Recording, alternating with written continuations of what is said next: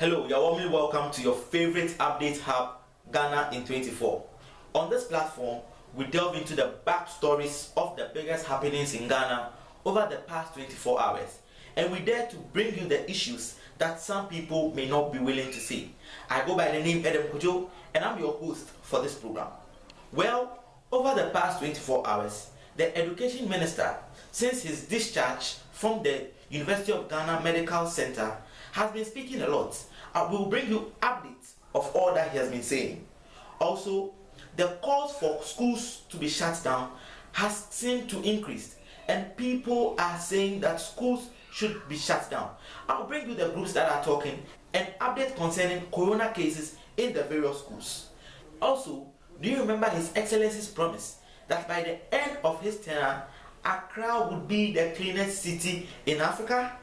Well, his Sanitation Minister in an interview made some statements that has made controversy all over the waves. I'll bring you that statement and then you can also react to whatever she said. And finally, is the Kotoka International Airport really for sale? Well, many groups have come out to question this. I'll bring you all the backstories to these trending issues right after this break. Stay tuned.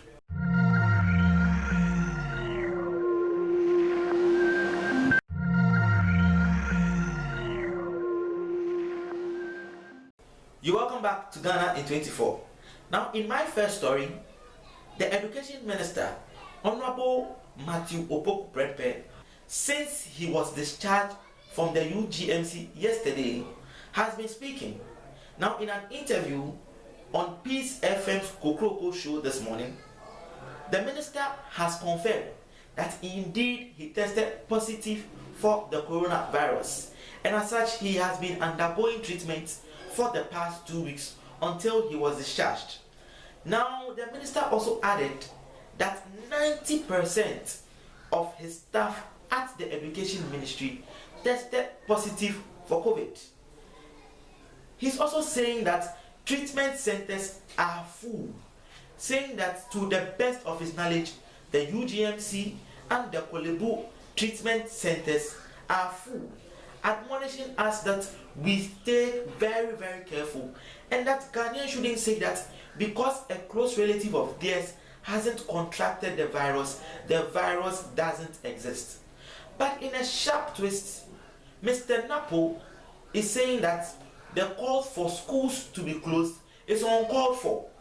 According to him, he doesn't support the claim today, he doesn't support the claim tomorrow. Now, this is what he is saying. According to the Education Minister, he is saying that any student that tests positive for COVID-19 brought it from home, and that if students adhere to the safety precautions laid out by the ministry and the school authorities, corona cases will not be recorded on any campus. Now, he's also saying that even if students do contract the virus, wouldn't the school be a better place of isolation than taking them home? Well, I don't know what you think about this, but Ghanaians clearly are not happy with this assertion. Now, in an interesting twist, the Ghana National Education Campaign Coalition, simply known as GNEC, have said that it is inevitable that the corona cases in schools will get out of hand, and if that happens, schools should be closed down. In an interesting twist also, our very good neighbors, Nigeria, have pulled out saying that they are not going to reopen schools again. Now, Ghanaians are saying that in line with that, Ghana should also close down schools. And Ghanaians are speaking a lot on this issue. Well, government today set out a COVID subcommittee to look into the possible closure of the schools. And so if you are for the closure of schools, you might have to wait for this committee to finish and submit their report before your prayer is duly answered. If you go to COVID cases in the schools, in Prayaso SHS, is the latest to have a scare.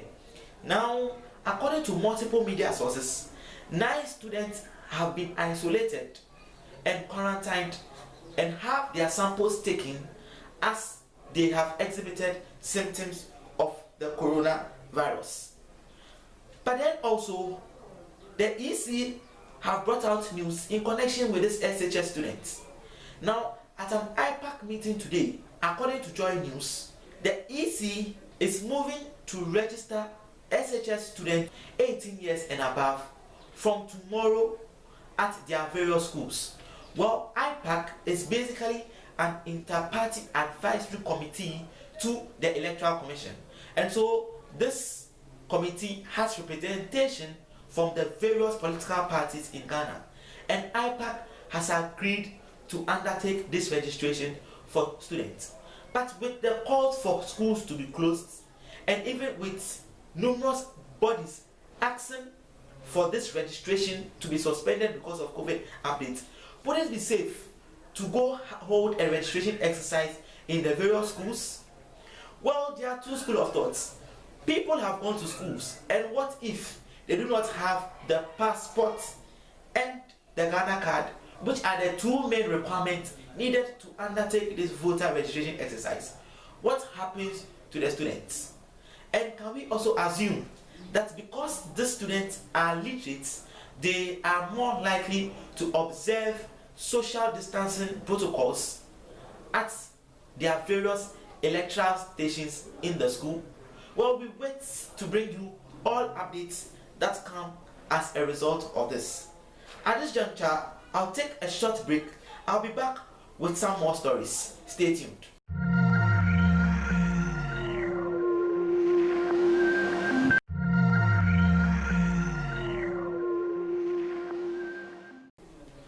You are welcome back to Ghana in 24.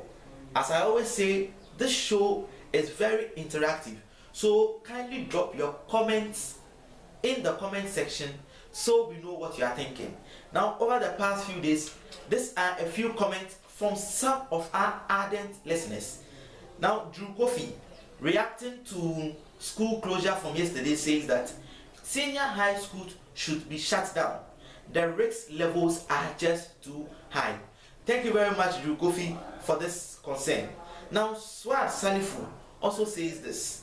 Thank you for the update. I always look forward to new updates from Ghana in 24.